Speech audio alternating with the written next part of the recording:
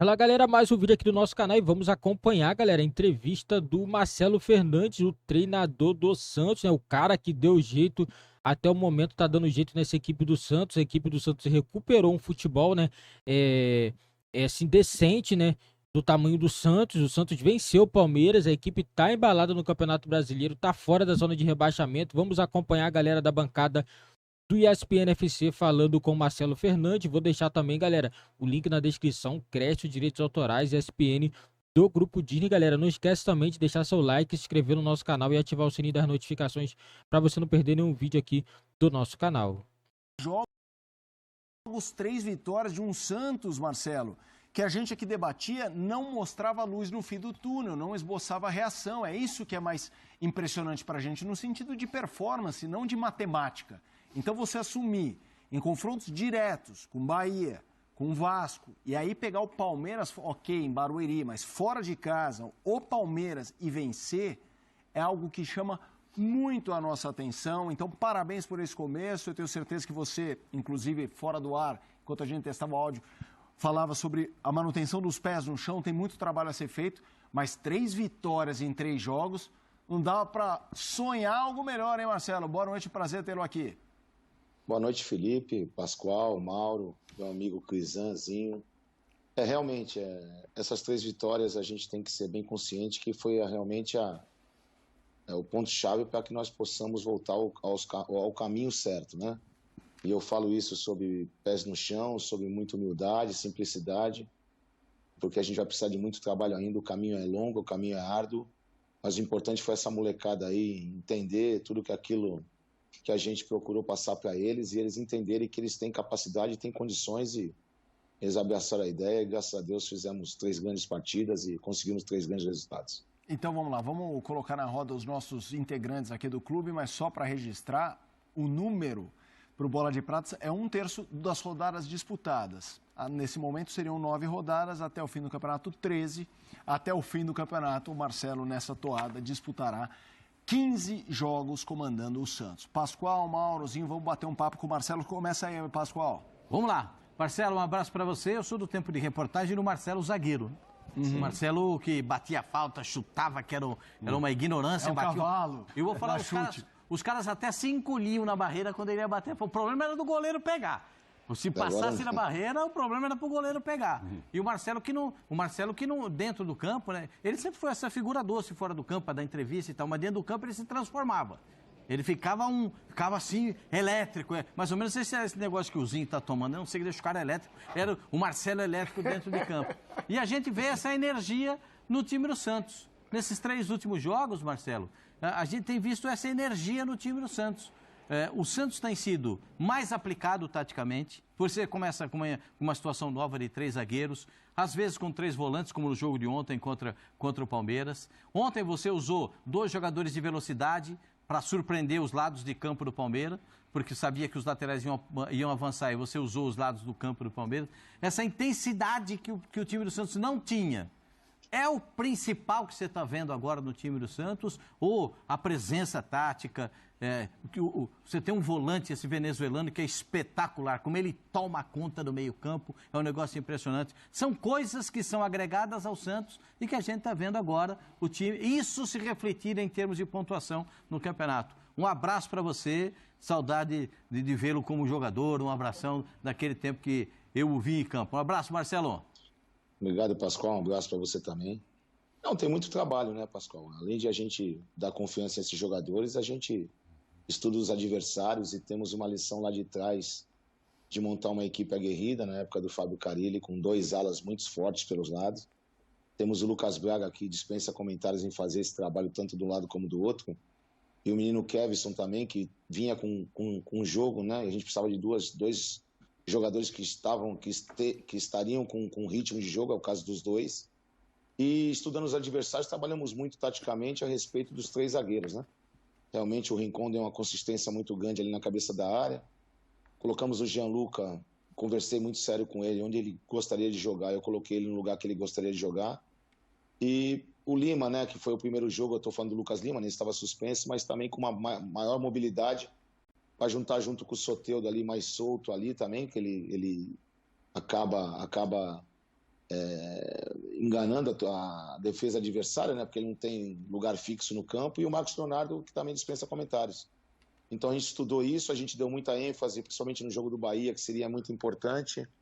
Estudamos muito, não só o Bahia, como o Vasco e o Palmeiras, e graças a Deus somos felizes nas escolhas, nas trocas também, para manter o Santos. O importante de tudo isso, o que a gente sentia muito, era o que o Santos tinha a competir, entendeu? O Santos não vinha competindo.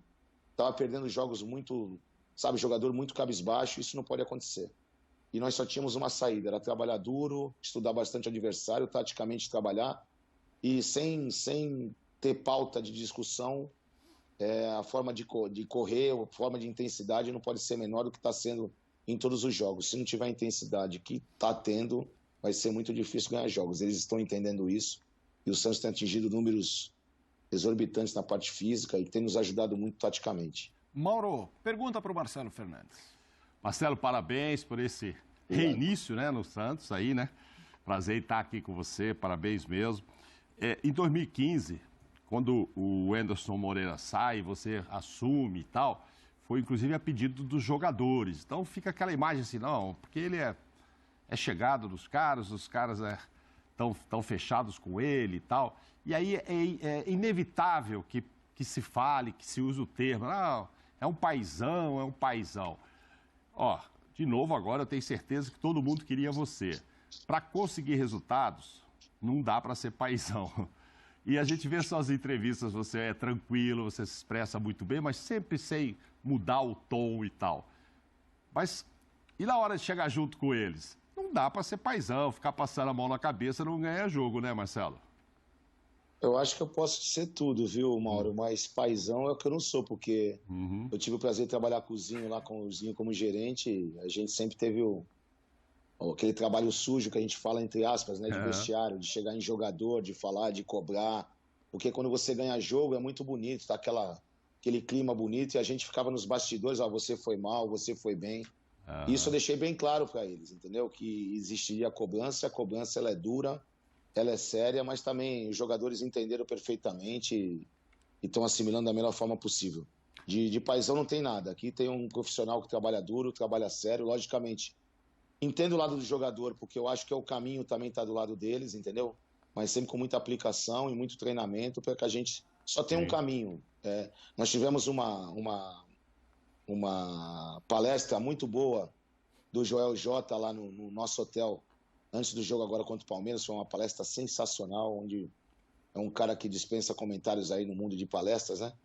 E ele falou uma realidade, não tem plano B, nós só temos um plano, que é o A. E o plano A é todo mundo, eu falo 3 pilares, né, que eu sempre falo desde o primeiro dia. É sem frescura, sem vaidade e com muita simplicidade. E aplicação tática, para a gente possa, assim, estudar o adversário, ver os pontos mais fortes para eliminar e também criar oportunidade para que o nosso time consiga explorar os pontos negativos do adversário. E é assim que a gente vai até o final, jogo a jogo, não tem empolgação nenhuma, não tem nada. Sabemos que foi importante as 3 vitórias, mas a partir de quarta-feira volta tudo a zero e começamos uma semana de novo para pegar um grande adversário, que é o Bragantino. Mais uma pergunta do nosso time, como disse o Marcelo Fernandes, do Crisan. Vai que é suazinho. Poxa, assim, esse é um presente, né? Ter o Marcelo aqui no nosso clube, no nosso programa hoje.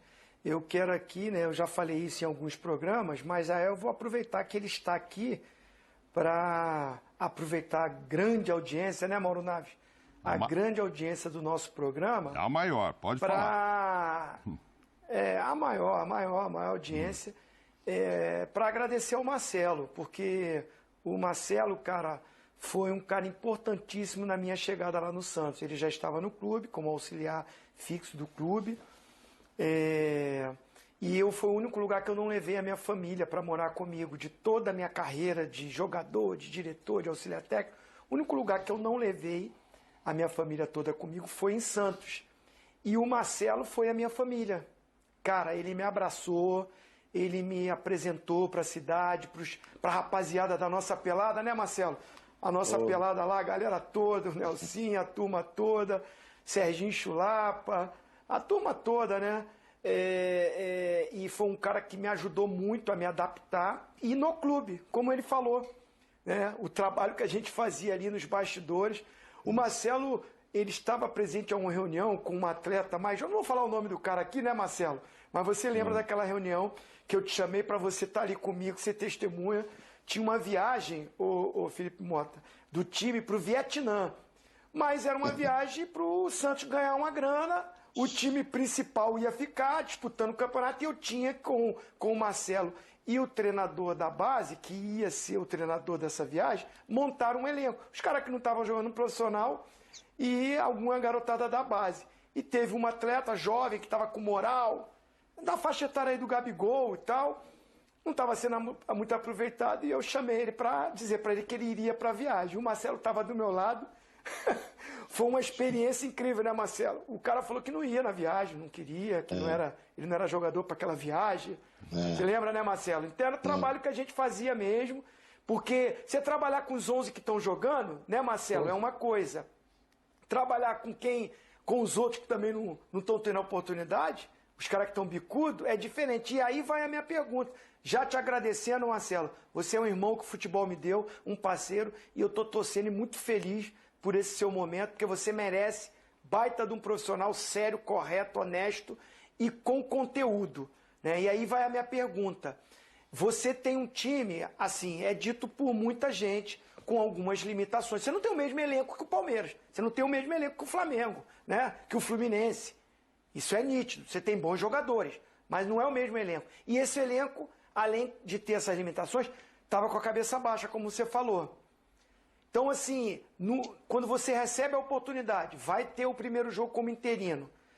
Qual foi a sua fala com esses jogadores? Porque a gente vê uma transformação. A vontade que os caras estão correndo, a vontade que os caras estão se aplicando, o que você pede de desempenho tático, você vê os jogadores cumprindo do Santos, cumprindo. E como a gente não pode ter você o programa todo, eu vou emendar a segunda. Que você falasse um pouquinho do Marcos Leonardo, porque o Endrick é badalado. O Vitor Roque, do Atlético Paranaense, é badalado. Eu vejo, né, até agora a molecada aí o Moscado do Corinthians, badaladíssimo. E esse moleque cansa de fazer gol, decisivo, maravilhoso, e ainda tem torcedor que pega no pé dele. Marcelo, parabéns. Ozinho, obrigado pelas palavras aí. Saiba que a recíproca é verdadeira.